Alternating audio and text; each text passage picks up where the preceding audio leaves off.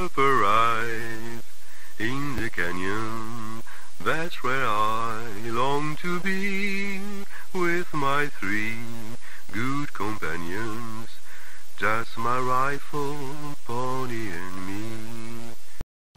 Bonjour à toutes et à tous, ou bonsoir, ça dépend bien évidemment de l'heure à laquelle vous allez découvrir cette nouvelle émission. Aujourd'hui, je suis très content de pouvoir discuter avec Jacques Aumont.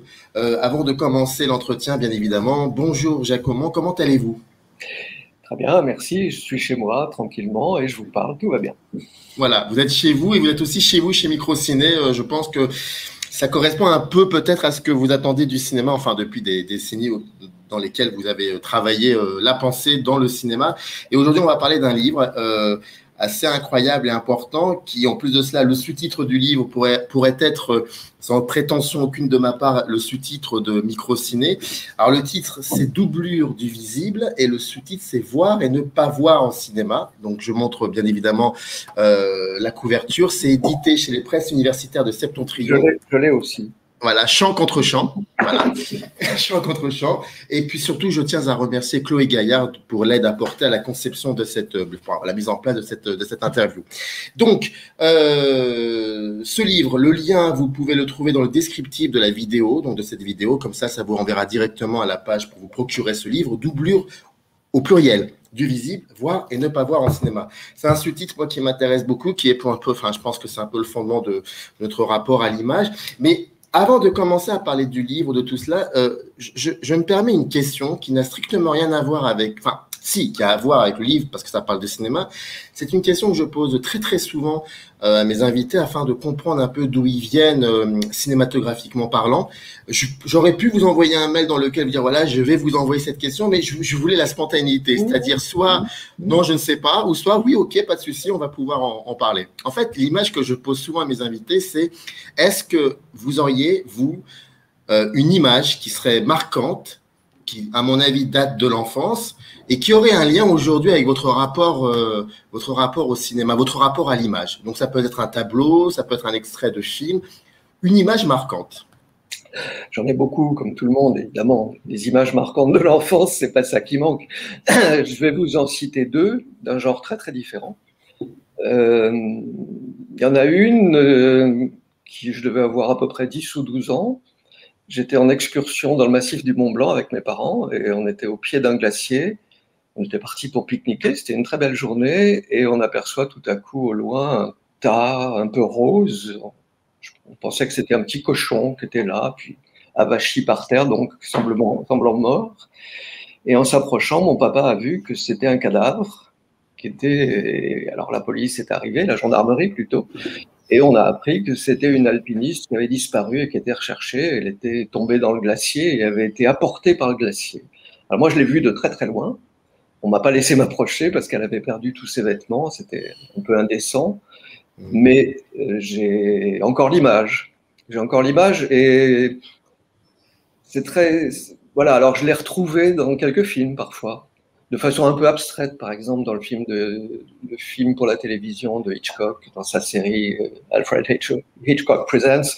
Il y en a un où justement il y a un cadavre qui descend d'un glacier. Quand j'ai vu ce film de Hitchcock, pouf, j'ai eu immédiatement la malheureuse alpiniste dans la tête. Alors voilà une image d'enfance. Et puis j'en ai une autre, alors qui est beaucoup plus distanciée, celle-là, et qui a l'intérêt d'être du cinéma. À peu près à la même époque, 10-12 ans peut-être. On allait très peu au cinéma, mes parents et moi, ils nous emmenaient très peu au cinéma, ça se faisait pas tant que ça dans mon milieu et cette époque. Et on avait vu un film charmant mais idiot qui s'appelle 13 à la douzaine, que vous connaissez peut-être, qui raconte une histoire vraie d'ailleurs, qui raconte la biographie d'un monsieur Gilbreth, qui est quelqu'un d'assez connu, qui était un ergologue, c'est quelqu'un qui calculait les mouvements pour les rendre économiques. Et on raconte sa vie, il a eu 12 enfants. Voilà, donc c'est charmant, c'est un film sur la vie de famille, sur le mode états-unien. Et j'en ai un souvenir qui est le moment où ce monsieur démontre à un auditoire entièrement féminin comment il faut faire pour prendre sa douche économiquement en matière de temps, le plus vite possible. Et ça m'est resté toute ma vie. Ça m'est resté toute ma vie jusqu'à ce qu'il y a 6 mois, je décide de revoir ce film. Il y a 6 mois, hein, il s'est passé quand même 60 ou 70 ans. Et je me suis aperçu qu'il ne montrait pas les mouvements de la douche, mais du bain, ce qui est encore plus étrange. Voilà. Bon, voilà, des souvenirs, bien sûr qu'il y en a, et il y en a qui sont liés avec le cinéma, mais un peu comme spectateur, là, vous voyez. Oui, mais c'est... Pardonnez-moi de cette comparaison, mais quand vous évoquiez ce premier souvenir, c'est-à-dire le cadavre de cet alpiniste, je ne sais pas pour quelle raison m'est apparue l'image du cadavre dans l'humanité au début du film. C'est un peu particulier, c'est autre chose, certes, mais je ne sais pas pourquoi cette image m'est apparue en tête. Ah ben, les cadavres, c'est pas vraiment ça qui manque au cinéma. Et là, on commence à arriver petit à petit à ce qu'il y a des choses qui sont dans mon livre. Je suis là pour faire la pub de mon livre. Bien sûr, j'espère quand même. Voilà. Il faut pas que je l'oublie. Mais le cadavre, c'est un objet absolument passionnant, hein, pour le cinéma, parce que objectivement, c'est une chose. C'est un amas c'est un corps, mais dépourvu de ce qu'on appelle la vie ou l'âme, si on y croit, ou tout ce qu'on veut. C'est-à-dire tout principe hors du physique. Par conséquent, on peut le filmer comme n'importe quelle autre chose, mais on ne le filme jamais comme n'importe quelle autre chose. On y ajoute toujours soit de l'horreur, soit de la sidération, soit de l'adoration, soit n'importe quoi. Dans le cas du film de Dumont, c'est très très compliqué, hein, le cadavre de l'humanité, parce que d'abord il est obscène, avec les jambes écartées, la posture, il y a le trait ironique malgré tout de l'insecte ou de l'escargot, je ne sais plus, qui rampe dessus, comme dans le film de Buñuel, la jeune fille, et puis non, c'est pas dans La jeune fille, c'est dans Le journal d'une femme de chambre, pardon. Et puis il y a la référence cultivée pour les spectateurs que ça intéressera, soit à Duchamp, soit à L'origine du monde de Courbet. Donc on est devant un cas quand même très très très particulier, mais des cadavres, alors il y en a à l'appel dans n'importe quel film de guerre, qui peuvent être plus ou moins horribles. Je crois que... Enfin, je ne suis pas du tout spécialiste de la question, mais il me semble qu'un mouvement quand même très clair qu'on pourrait dégager de l'histoire des films, c'est qu'à partir des années 80-90, on a eu le culot ou eu la possibilité, par rapport à une censure, de montrer des cadavres beaucoup plus horribles qu'avant. Je pense à La ligne rouge de Malick, avec ces 2 cadavres de soldats états-uniens torturés par les Japonais de façon épouvantable. On leur a scié les jambes, enfin c'est horrible. On voit leurs 2 cadavres pendant 3 secondes peut-être, c'est très très court, mais on a le temps d'enregistrer quelque chose d'extrêmement horrible. Pour moi, ça a été un des premiers films où on voyait quelque chose d'insoutenable sur des cadavres. Parce que sinon, ça peut être un très bel objet, un cadavre.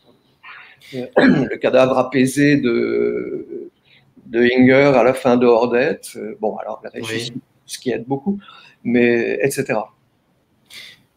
Mais je suis désolé, et c'est génial parce que dès que vous parlez, il y a des images qui me viennent en tête, donc c'est génial, on est vraiment dans le livre. Mais j'ai envie de vous dire, vous avez été extrêmement contemporain d'un film qui a marqué, je crois, votre génération, si je me trompe pas, qui est Nuit et brouillard, dans lequel il y a quand même, il y a pour le coup quelque chose qui est lié au cadavre et du visible et de l'invisible, et c'est un film assez important. Alors oui, bien sûr. Hein. Dieu sait que les cadavres, non seulement de Nuit et brouillard, pardon, mais des sources de Nuit et brouillard, puisque c'est un film de remploi. Hein. C'est un film Resnais n'a rien filmé lui-même. Il a réutilisé des films existants, il a fait ce qu'on appelle du remploi. On a la même impression, et peut-être. Il se trouve qu'aujourd'hui, on peut voir très facilement les films qui ont été tournés par George Stevens, par l'équipe de John Ford. Bon, j'ai oublié le détail, hein, pardonnez-moi. Je vais faire de la publicité à quelqu'un d'autre que moi. Je vous engage tous à lire le livre très récent et magnifique de Sylvie Lindeperg sur le procès de Nuremberg, où vous verrez tout ça. Et parmi les preuves du procès de Nuremberg, il y avait ces films tournés dans lesquels on voit à la fois des cadavres, mais je dirais que c'est plus et moins que des cadavres. Plus, parce qu'on voit rarement un cadavre seul, on voit des tas de cadavres. Et ça, c'est une image qui n'est pas une image de la mort. Bien sûr que c'est une image de la mort, mais c'est une image de la mort atroce, ou de la mort horrible, ou de la mort comment dire, de la mort scandaleuse, parce que c'est une mort inhumaine. Un cadavre, quelqu'un qui meurt tout seul, ben mon Dieu, il meurt. Hein. Vous mourrez, je pense, probablement. Moi aussi, moi j'en suis certain. Mais c'est le destin individuel. En revanche, là, non, c'est tout à fait autre chose qui arrive par l'effet en masse. Et on parle de la Shoah là, mais on pourrait bien entendu parler de n'importe quel génocide. Hein. Génocide cambodgien, c'est pas mieux. Alors là, il y a donc quelque chose de plus que le simple cadavre. Il y a un invisible de plus, si je puis dire, qui est l'effet d'horreur lié, alors qui envoie évidemment sur des considérations historico-morales, hein, et rien d'autre. Et puis il y a un peu moins parce que on voit aussi, et c'est tout aussi horrible, des gens qui sont pas encore morts. Parmi les images parfois les plus insoutenables qui ont été de ce qu'ont découvert les premiers soldats américains arrivant dans les camps de concentration, il y a les prisonniers qui sont encore en vie, mais dans un état tellement épouvantable qu'on les voit au bord de l'espèce humaine. C'est le fameux livre d'Antelme, hein, l'espèce humaine. Voilà. Donc là, c'est un cas quand même très particulier, hein, mais bien sûr, ça fait partie de l'invisible. L'horreur, sous toutes ses guises, fait partie de l'invisible. Bon, le genre du film d'horreur a apprivoisé l'horreur, c'est en général beaucoup plus supportable que ça, et même souvent très jouissif. On n'est pas tout à fait sur le même terrain, mais c'est le même mot, hein, curieusement, horreur, pour des choses vraiment horribles parce qu'elles nous mettent dans une position insupportable. Et puis, il y a le moment où on apprivoise ça et où on apprend oui. Mais je vous promets qu'on va parler du livre, mais comme on dit, je pense qu'on parle dans le livre, mais c'est les mots ont un sens. Et pour vous, je sais que c'est très important, en tout cas pour avoir lu vos travaux. Je sais que c'est très important le sens des mots. Mais j'entendais récemment un enfant dire à son papa, qu'est-ce qui se passe à la fin d'un film d'horreur? Et je trouve que cette question est géniale, en fait. Et le papa n'a pas su trop quoi lui répondre, parce que peut-être que le mot horreur, à ce moment-là, à cet instant de la question, peut-être que le mot horreur voulait dire beaucoup de choses, finalement, pour le père, alors que pour la petite fille, c'était juste lié à ce qu'on appelle les films de genre plus familièrement. Oui, j'entends très bien, mais dans votre phrase, moi, finalement, alors horreur, on en a parlé, mais ce qui me retient, c'est faim. Parce que là, on est vraiment dans quelque chose où l'invisible est, comment dire, inévitable. Le film se termine, et ben voilà, il n'y a plus rien à voir. Et la plupart du temps, quand un film se finit, on a le sentiment qu'on n'a pas tout vu, malgré tout. Enfin, sauf si le film est vraiment un film très... comment dire, un genre, le couple se marie à la fin et ils seront heureux, ont beaucoup d'enfants, mais enfin ça, on en fait moins maintenant, des films comme ça, malgré tout. Même dans les films qui sont de simples comédies de couple ou de divorce, parce que c'est beaucoup de divorce maintenant. Après la fin du film, il reste un petit peu de mystère, on est dans l'invisible, là. C'est une des modalités de l'invisible, c'est ce qu'on ne voit pas parce que ça n'est pas dans le film tel qu'il est fait. Et le moyen le plus simple, hein, c'est d'arrêter. C'est de dire, ben non, il y a quelque chose que logiquement on devrait peut-être vous montrer, mais non, on va couper avant. C'est exactement ça. Alors, Doublure du visible, on a commencé à en parler, voir ou ne pas voir en cinéma. Je montre à nouveau la couverture. C'est édité chez Presse Universitaire, Septentrion. Permettez-moi de revenir sur la structure du livre. Ça m'intéresse de savoir comment elle a été, comment vous l'avez pensé. Mais avant cela, juste bien évidemment nommer les différents chapitres du livre pour qu'on ait un aperçu pour celles et ceux qui nous écoutent et qui n'ont pas encore le livre.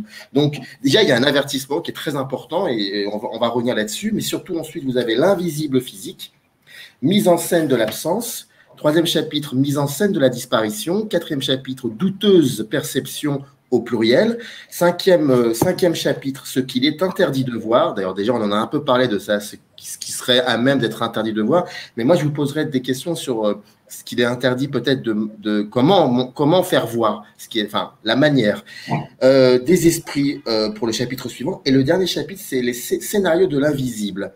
Ensuite vous avez les invisibles et l'invisible et tu n'as rien vu. Il faut savoir que pour chaque chapitre, vous terminez chaque chapitre par un film, voire deux. Je pense par exemple à Scénario de l'invisible, scénario au pluriel. Vous terminez par Stromboli de Rossini et Valse triste de Bruce Conner, que je n'avais jamais vu d'ailleurs, Valse triste. Et donc voilà. Alors, deux simples questions qu'on pose toujours dans une interview quand on ne sait pas trop comment commencer, même si nous, ça fait 15 minutes qu'on a commencé. Juste savoir un peu qu'est-ce qui a fait que vous aviez eu envie de questionner ce concept, ce geste-là, alors que c'est quelque chose qui est tellement évident, l'invisible peut-être, premièrement, et surtout, comment vous avez réfléchi à la structure. Parce que quand on lit, ne serait-ce que le sommaire, même dans le sommaire, on a l'impression, vous êtes vraiment dans l'idée du guide. Et je trouve ça, voilà, je trouve qu'il y a vous n'êtes pas dans la théorie, et vous le dites d'emblée dans l'avertissement, c'est pas le livre n'est pas linéaire, on se laisse emporter par quelque chose. C'est comme dans un documentaire, on sait qu'il faut y aller, on va y aller, et puis d'un point A à un point B, on va rencontrer des gens. Et c'est j'ai un peu l'impression que c'est un peu ça. J'aime beaucoup l'idée de documentaire, merci beaucoup, je suis très, très content d'avoir fait un documentaire. Alors pourquoi avoir fait ce livre, vous l'avez dit très bien vous-même, hein, sur ce sujet évident? Ben, je l'ai fait parce que c'est un sujet évident et que j'ai eu l'impression que ça n'avait pas été fait. Alors peut-être que je me trompe et qu'il existe un livre sur l'invisible au cinéma, mais je ne le connais pas. Ici ou là, bien sûr, hein, j'ai lu des choses ailleurs, j'en cite énormément. C'est un livre universitaire, au moins parce qu'il y a des notes de bas de page. Donc je cite des kilomètres de livres d'amis et de collègues et même d'ennemis parfois, quand ils disent des choses intéressantes. Donc je sais que ça a déjà été traité, mais j'avais le sentiment que ça n'avait pas été traité dans un livre. J'ai essayé de le faire pas trop long, parce que sur un sujet comme ça, on peut faire 1000 pages, on peut passer toute sa vie. Et j'ai essayé de le faire, non pas didactique, mais c'est pour ça que j'aime beaucoup votre terme de documentaire, parce qu'il y a un peu de ça. Je crois que l'explication du plan du livre, c'est tout simplement qu'il vient d'un séminaire. J'ai fait un séminaire à l'université Paris Diderot, il y a 3 ans maintenant. Oui. C'était très très agréable, mais il en reste quelque chose qui est un petit coup de projecteur à chaque fois.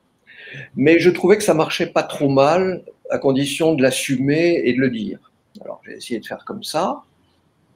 Du coup, bah oui, vous l'avez lu tout à l'heure, en gros, il y a une gradation depuis ce qui est invisible dans la nature, l'air, le temps, l'énergie, des phénomènes physiques comme ça. On ne voit pas l'énergie, mais on vit dedans. On ne voit pas le temps, mais on vit dedans. On ne voit pas la lumière, c'est elle qui nous permet de voir. Et puis à l'autre bout, ben, on a le moins physique possible, les esprits, les divinités, les démons, enfin toutes les entités surnaturelles que vous pouvez imaginer. Des choses dont l'existence n'est pas avérée. On peut même penser raisonnablement que ça n'existe pas. Mais il se trouve que ça joue un rôle très très important dans les fictions de cinéma, et pas seulement, ça en a joué un dans toutes les cultures de l'humanité. Et puis entre les deux, alors là j'ai essayé de... Bon, le plan aurait pu être autre, mais enfin j'ai essayé d'aller du plus concret au moins concret. Donc il y a 2 chapitres sur ce que... Bon, je vais revenir à ces 2-là à la fin. Il y a le chapitre sur la psychologie de la vision, si vous voulez, l'hypnose, le leurre, la nuit, tout simplement. Et puis, un chapitre sur tout ce qui est interdit de voir en vertu d'une convention sociale. L'acte sexuel étant évidemment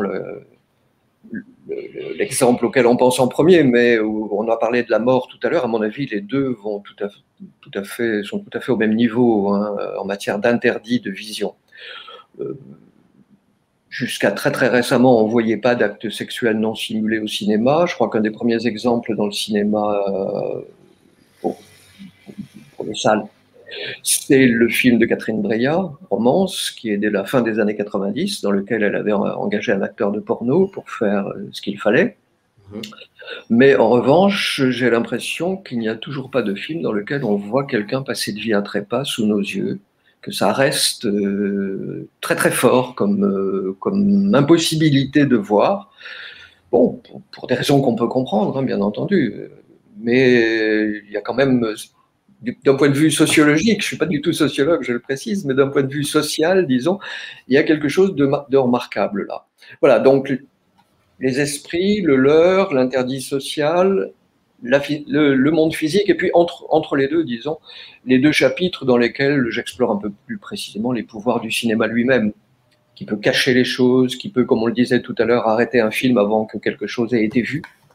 Mais si c'est pas le mot fin qui apparaît à ce moment-là, ça peut être la fin d'une scène. Ça, c'est très très fréquent. Une scène qui s'arrête, surtout dans les films d'angoisse ou dans les films qui jouent sur la résonance émotionnelle du spectateur. Il arrive très très fréquemment que un personnage arrive, il voit quelque chose, mais on ne sait pas ce qu'il voit, on ne le sait pas tout de suite. On le saura plus tard. Voilà. Donc c'est comment dire, c'est un partage rationnel. Hein. C'est sa qualité parce que du coup on s'y retrouve. C'est sa limite parce que y a un aspect un peu catalogue, hein, si on veut caricaturer. Mais j'ai pas vu vraiment de solution de tout faire en même temps, sauf voilà. C'est pour ça que j'ai fait les deux chapitres de fin. Celui qui s'appelle Scénario de l'invisible, qui prend des scénarios très connus, celui de l'homme invisible, celui des body snatchers, et puis quelques autres, celui du robot, c'est-à-dire des cas dans lesquels on a des jeux avec la visibilité du corps humain, ou de l'organisme humain, ou son invisibilité, les deux. Bon, je me suis limité à ça parce que malgré tout, le corps humain, et spécialement le visage, reste quand même l'objet chouchou du cinéma, hein, encore aujourd'hui, et puis sans doute le restera encore un certain temps. Il y a des films dans lesquels il y a beaucoup de paysages, et dans un paysage, il peut y avoir énormément d'invisibles. Ça, la peinture nous l'avait appris, la photographie nous l'avait confirmé. Mais malgré tout, c'est quand même dans la représentation du corps humain que les choses se jouent le plus. Donc les scénarios de l'invisible, je les ai pris comme ça. Et puis je fais un petit chapitre de conclusion, un peu non pas théorique, mais un peu général, où je retrouve, pour le dire en une phrase, le pitch de ce dernier chapitre, c'est au fond de retrouver l'idée de la phénoménologie que l'invisible et le visible sont entremêlés et ne peuvent pas se démêler. On ne peut pas avoir l'un sans l'autre. On ne peut pas avoir de visible sans qu'il y ait de l'invisible. Et même dans la vie, hein, actuellement, ce qui est derrière mon ordinateur, je ne le vois pas. Bon, pardon, cet exemple est un peu ridicule, mais enfin, c'est ce qu'on appelle l'effet écran. Et puis, je sais pas, moi, mes amis qui ne sont pas chez moi, je les vois pas pour l'instant. Donc, le jeu du visible et de l'invisible, il est permanent. Alors, le cinéma l'a repris tel quel dans beaucoup de cas. C'est un peu ce que je fais dans ce que j'examine dans le chapitre qui s'appelle Mise en scène de l'absence. Des choses assez banales, hein, le hors-champ, ce qu'on disait tout à l'heure, couper, avoir des personnages introuvables, des choses comme ça. Le personnage qu'on absente radicalement de la fiction, ça c'est évidemment c'est un cas un peu extrême, mais intéressant. Je crois que j'ai cité dans le livre, enfin je suis sûr même, le film d'Imamura sur le personnage disparu qui s'appelle Oshima. Comment s'appelle le film déjà Ah oui. Alors, oui, bon, on le retrouvera tout à l'heure. Je vais vous le dire quand même, ça ira plus vite. L'évaporation d'un homme, pourtant, c'est un titre que je devrais pas oublier. Voilà. Évaporation d'un homme de Shohei Imamura, c'est un film japonais dans lequel le personnage central n'est pas là. Il n'est pas là parce qu'il a disparu. L'idée du film, c'est que le personnage a disparu, on part à sa recherche. Alors au début, c'est un documentaire, et puis petit à petit, ça vire en fiction. Enfin, c'est assez étrange. Voilà, donc ça, c'est le côté le plus simple, au fond, du jeu de l'invisible et du visible, parce que c'est de la phénoménologie. Merleau-Ponty n'est pas loin. Et puis, alors, il y a évidemment tout un tas de films qui jouent de façon un petit peu plus subtile ou un petit peu plus filou, avec disparition, réapparition, se passer d'un personnage ou pas, effacer un personnage. Ce qu'on peut faire pour effacer un personnage, eh bien, on peut, voilà, on peut, enfin, effacer un personnage, j'en ai pas vraiment d'exemple, sauf les disparitions dans le scénario de l'homme invisible, mais des choses qui s'effacent sous nos yeux, il y en a en cinéma. L'exemple majeur que j'ai cité, c'est un film que j'aime beaucoup et une scène quand même assez étonnante, c'est les fresques romaines dans le Roma de Fellini. on perce le métro sous Rome, sous la ville de Rome, et puis on découvre des restes de l'Empire romain avec des fresques, d'ailleurs pas du tout vraisemblables. Elles sont très très bizarres, les fresques. Et puis les personnages dans le film admirent les fresques, sauf qu'au bout d'un moment, l'entrée d'air frais fait qu'elles disparaissent sous nos yeux. Et là, le film a très très bien trouvé le moyen de nous montrer ce que c'est que le devenir invisible.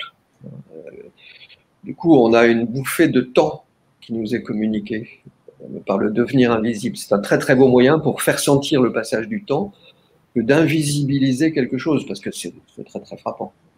On voit, puis peu à peu on ne voit plus.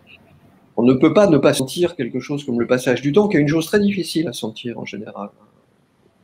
Bon, il existe des moyens pour ça, il existe des moyens, la méditation, la contemplation, la concentration, mais c'est toujours très difficile de sentir le temps passer.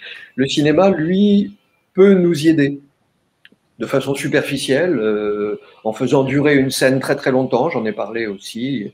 Il y a eu tout un... C'est pas exactement un genre de film, enfin un style de film qui a été très à la mode à la fin des années 90 et dans les années 2000, puis encore un peu maintenant, qui sont des films où les plans durent 10 minutes, et parfois il se passe presque rien. Enfin, il y a quelqu'un comme Lav Diaz qui fait ça à répétition.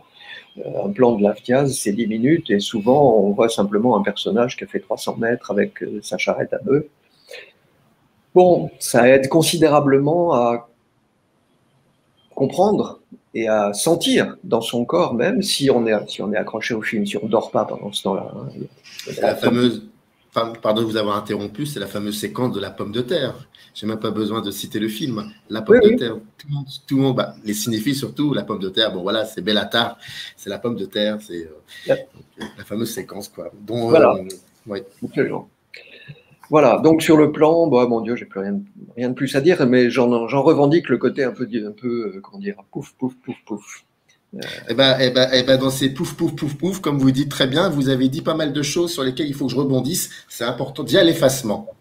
L'effacement, c'est, est-ce que, alors, je me permets des interprétations, bien évidemment, hein, on est dans un dialogue, mais quand dans Mise en scène de la disparition, donc qui est votre 3e chapitre, vous parlez d'effacement, page 75. Et d'ailleurs, permettez-moi de lire un extrait pour pouvoir ensuite vous expliquer en quoi. Alors, oui, c'est ça. En fait, c'est très très simple. C'est 2 lignes. C'est page 79. Donc, vous parlez de ce film de Hirokazu Koreeda qui est de 95, qui s'appelle Maborosi. Et il y a il y a 3 phrases, pardon, c'est les 2 dernières lignes. Vous écrivez disparu, absent, impalpable, présent cependant, le mort n'en finit pas d'imposer son invisibilité. Est-ce que l'idée d'effacement peut aussi être interprétée comme une sorte de transmission qui n'a pas été effectuée, c'est-à-dire que l'effacement au niveau de la grande histoire, quand un personnage est effacé d'un récit ou quand il est invisible, est-ce qu'il y a aussi un rapport très fort avec la grande histoire, la transmission qui n'a pas été faite par les pères aux enfants, et donc ça donne que les enfants s'effacent devant la grande histoire. Est-ce qu'on peut parler de cela aussi dans cette mise en scène-là? Alors, il y a au moins 2 choses dans ce que vous dites, donc je vais essayer de les démêler. Je vais d'abord partir du plus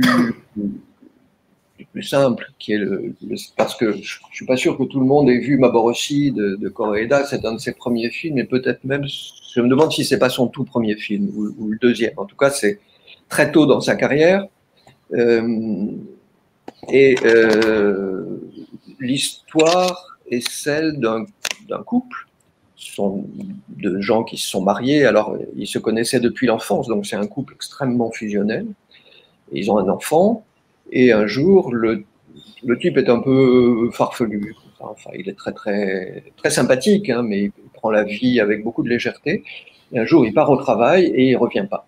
Et on ne sait pas ce qu'il est devenu.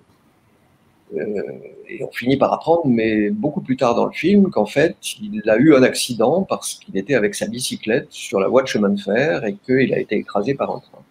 Mais on ne saura jamais s'il était ivre, si c'est un suicide, un accident d'une autre sorte, etc.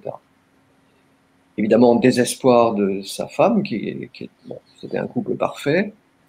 Elle se remarie avec un homme très gentil qui a de son côté un enfant, famille recomposée, pas du tout à la ville, mais dans un tout petit village de pêcheurs au bord de la mer, alors qui donne lieu Koreeda à quelqu'un qui a un grand sens du paysage. Hein, donc ça donne lieu à des plans très très beaux sur la vibration du paysage, qui est tout à fait dans le sujet à mon avis, parce que une des visées du film, je pense, c'est de faire vibrer. De faire vibrer quoi? Eh ben, de faire vibrer tout ce qu'on peut, parce que en fait, la jeune femme, pour elle, son mari mort n'est pas parti, il est toujours là.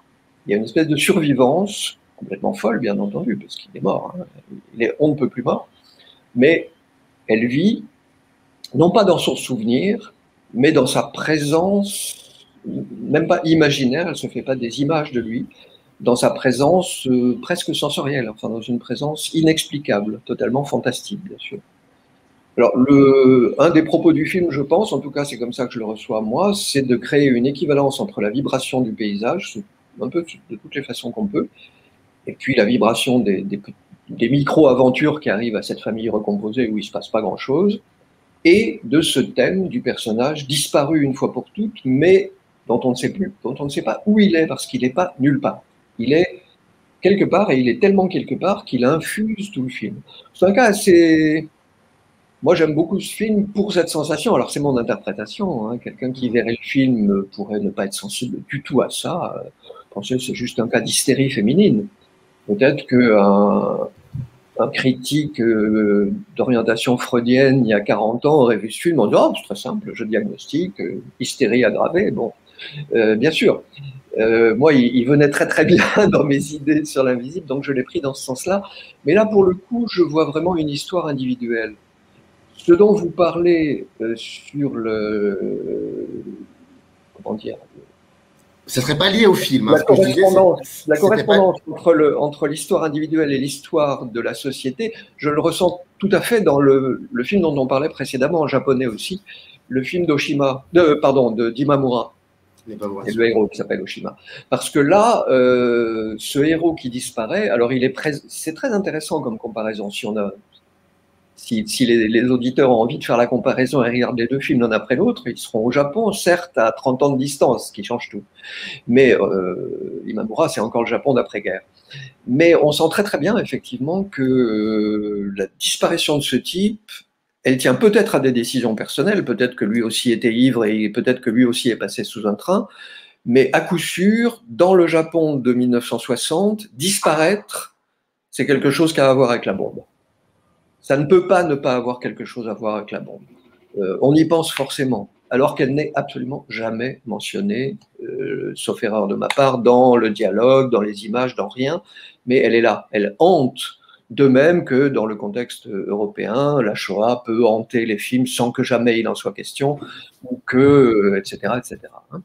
Voilà. Donc là, oui, mais comment dire, ça demande un geste du spectateur. Alors je pense que le spectateur japonais de 1960, lui, on n'avait pas besoin de lui faire un dessin. La bombe, il vivait avec le souvenir de la bombe, même s'il avait 12 ans à l'époque, il savait pour la bombe.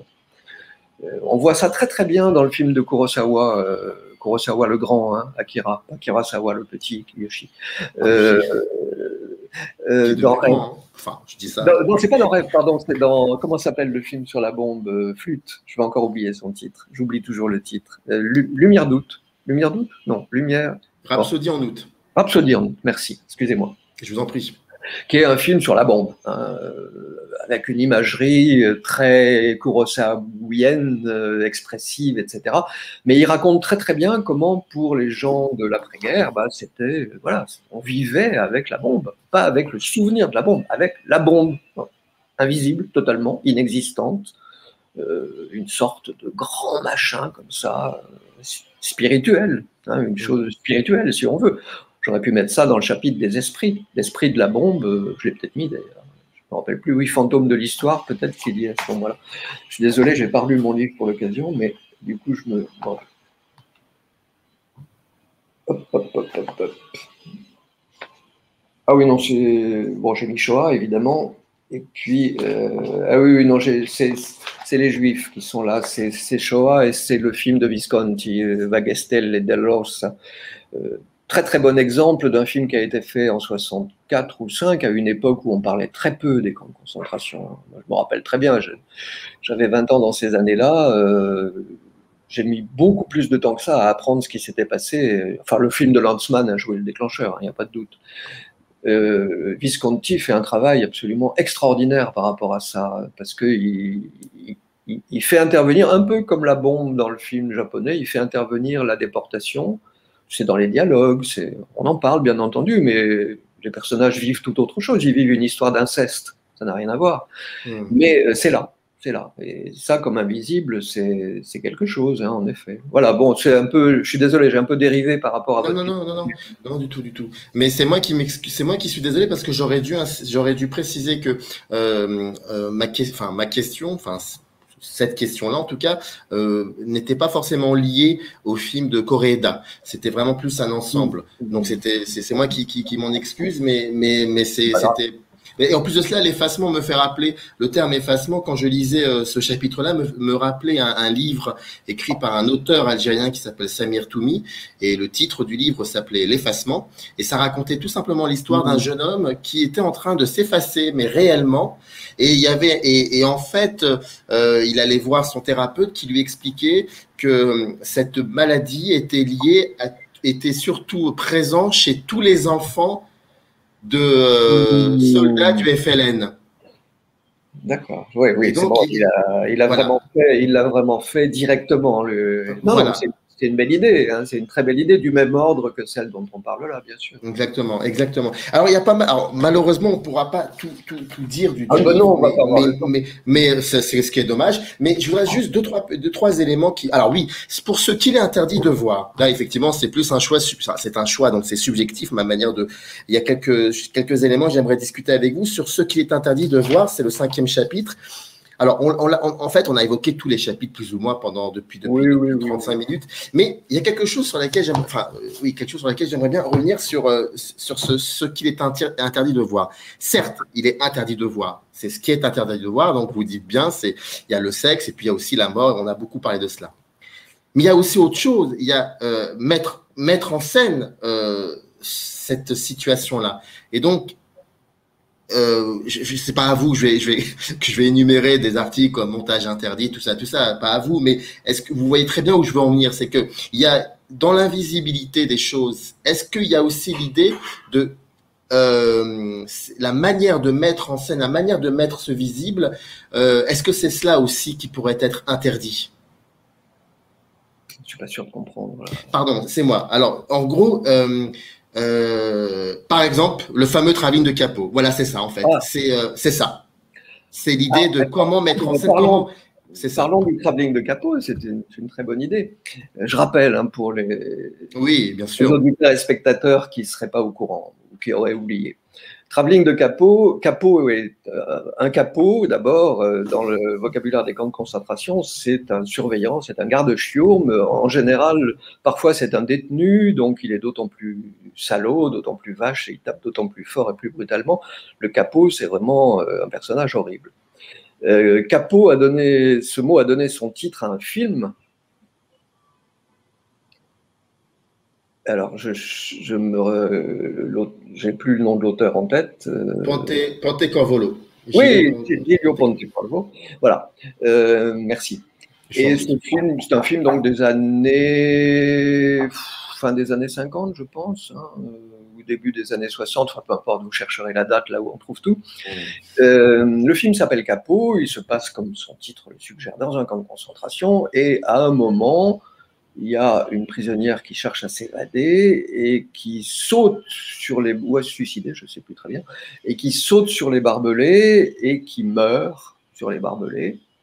Et le cinéaste, à ce moment-là, a eu un geste de mise en scène très, très accentué.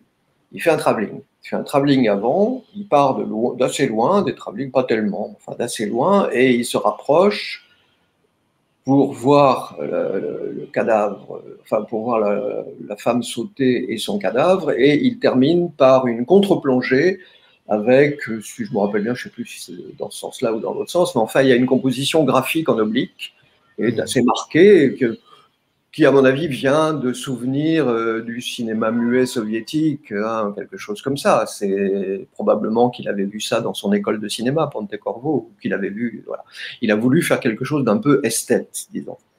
Et ce geste esthète lui a été vivement reproché par un critique des cahiers du cinéma à l'époque qui s'appelait Jacques Rivette, qui a écrit un article d'une grande violence, enfin, sur ce texte, disant, je cite de mémoire, que l'homme qui, pour montrer ce cadavre, prend la peine de faire un travelling et de l'inscrire dans une belle diagonale, etc., cet homme ne mérite que le plus profond mépris. C'est ça le... Bon, alors on peut évidemment discuter l'excès quand même. Est-ce qu'un critique a vraiment besoin de porter un jugement moral comme ça? Je pense que non. Hein. Je pense que le Jacques Rivette s'est un peu emporté. Mais enfin, c'était bien dans son tempérament. Il a le droit aussi. Mais c'est intéressant parce que ça pose un problème, en effet. Le texte a été repris, a beaucoup circulé depuis, grâce à Serge Danet, qui en a repris la substance, qui l'a commenté, et qui lui a donné, je crois que ça a fourni le titre de son premier article dans le premier numéro de la revue Trafic, qu'il venait de créer. Et donc Danet repartait sur cette idée, est-ce qu'il y a des façons de montrer qui sont inacceptables? Non pas des objets montrés, mais des façons de montrer. Je dois dire que personnellement, j'ai un point de vue beaucoup plus, comment qualifier ça, je veux dire laxiste, mais comment dire, je pense que vraiment tout dépend des circonstances. Je ne partage pas du tout l'attitude de Rivette sur le fait c'est dégueulasse d'avoir montré comme ça parce qu'on mélange l'esthétique. Oui, on mélange, mais il y a des dizaines et des centaines de films qui mélangent et parfois ça donne de très bons résultats. Terrence Malick est un grand esthète. Quand il montre dans La Ligne Rouge la guerre à Okinawa, il esthétise énormément. Il y a tous ces plans qui sont de la peinture impressionniste, qui sont jolis, etc. Mais on sort du film en ayant reçu l'horreur de ce moment de la guerre de façon très efficace. Donc, Rossellini aussi dans Rome ville ouverte avec la robe de Anna Magnani qui meurt. Absolument. Aussi. On pourrait en trouver beaucoup, beaucoup. Donc je pense que simplement Rivette n'aimait pas la figure du travelling. Il a trouvé que c'était un peu raide. La figure n'est pas très gracieuse. Je la critiquerais volontiers sur un plan esthétique, mais pas sur un plan moral. Personnellement, je ne suis pas d'accord sur cette mise en relation parce qu'elle dépend de trop de facteurs sur lesquels on n'a pas de maîtrise. D'abord, deux personnes ne réagiront pas de la même façon. Alors, on est vraiment dans la réaction subjective. Et puis, il y a, comme par rapport à l'interdit, au contenu interdit de voir, il y a une variation avec l'histoire en permanence. Dans les années 1920, cadrer en diagonale était presque obligatoire pour un film qui se prenait un peu au sérieux artistiquement. Et ces cadrages en diagonale, Dieu sait qu'ils peuvent être fatigants s'il y en a tout le temps, et Dieu sait que parfois on se dit oh, c'est trop visible, c'est pas gracieux, c'est pas subtil. Mais c'était le style de l'époque. Donc voilà, personnellement, je crois pas qu'il puisse y avoir des façons. Alors, on peut certainement trouver 1000 exceptions à ce que je viens de dire là. Qu'est-ce qu'on pourrait... Des exceptions par rapport au... Ce que je viens de dire, c'est-à-dire des cas dans lesquels il y aurait vraiment une façon de filmer qui serait par elle-même insupportable, mais j'avoue que j'en trouve pas d'exemple là. Hein. Vous l'avez dit vous-même, il faut contextualiser la situation. C'est vrai qu'aujourd'hui, en 2021, quand on voit alors, quand on a 15 ans, 16, 17 ans et qu'on veut être critique de cinéma, il est évident et qu'on est très cahier du cinéma, on se dit que Gillo Pontecorvo n'a pas le droit de faire ça. Mais aujourd'hui, en 2021, quand on voit ce film, parce que je l'ai revu il y a 2 ans, par exemple, c'est pas si... Pardonnez-moi, ce terme-là, c'est pas une dégueulasserie comme disait non. C'est pas un très bon film non plus, mais enfin ça c'est. Oui, c'est pas un très bon film. Mais là où je voulais en venir, c'était surtout sur l'idée mais vous avez répondu d'ailleurs. C'était par rapport à cette idée de comment mettre en scène le voir et ce qui ne serait pas vu.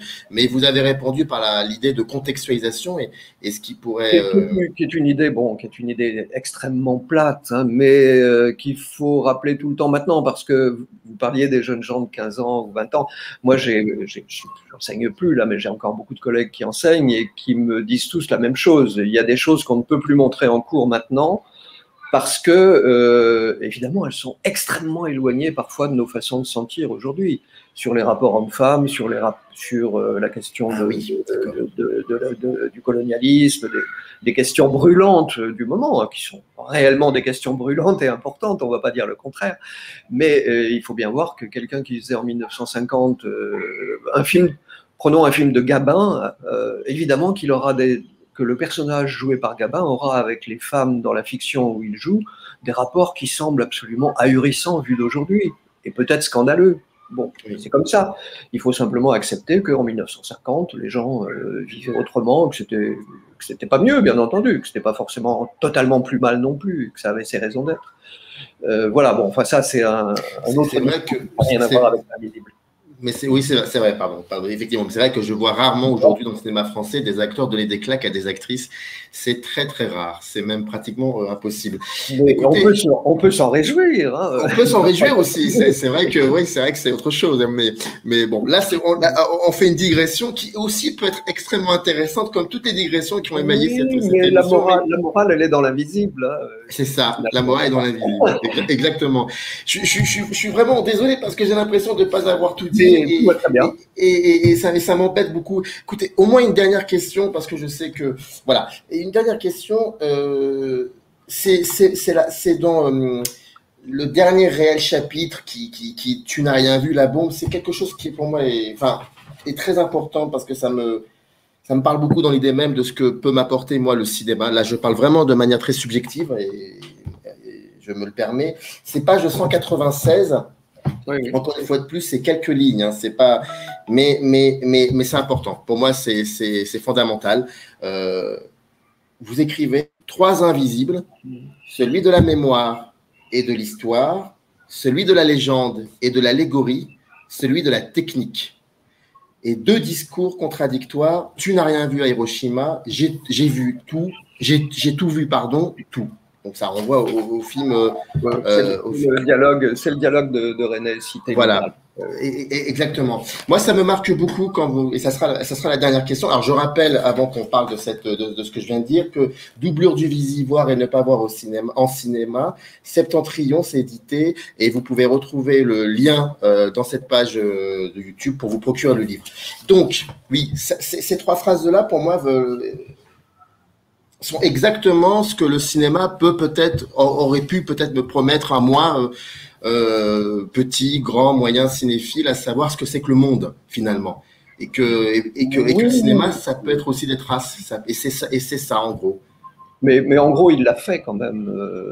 Je veux dire, on peut comme Godard dire que l'histoire du cinéma a été une catastrophe et qu'il n'a pas fait ce qu'il aurait dû, mais c'est très très exagéré. Le cinéma l'a fait. Il a montré par exemple pour La Bombe. J'ai pris 3 exemples qui la montrent de façon très différente. Il y a celle du témoin qu'en a souffert dans sa chair, qui est le film japonais dont on parlait tout à l'heure. Enfin, les Japonais en ont souffert et Dieu sait beaucoup.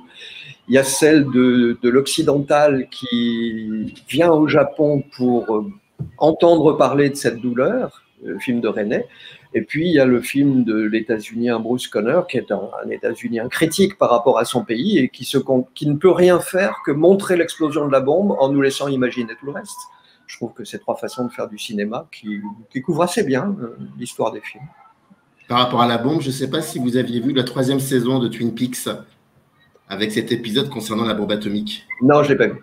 Alors, je vous invite évidemment à regarder cette dernière saison parce qu'il y a un moment dans la saison où il y a une espèce de rupture avec le récit. Et là, c'est frontal. On parle frontalement de cette période-là et c'est juste incroyable. Ce que la télévision peut nous donner. Si tenté, ça reste encore de la télévision, je ne sais pas. Ça, c'est une autre question. Giacomo, merci beaucoup. Giacomo, merci beaucoup. Je rappelle donc c'était Doublure du Visible. Merci énormément. Et puis, on se dit donc à très vite comme d'habitude. C'est parti. Merci en tout cas. Générique.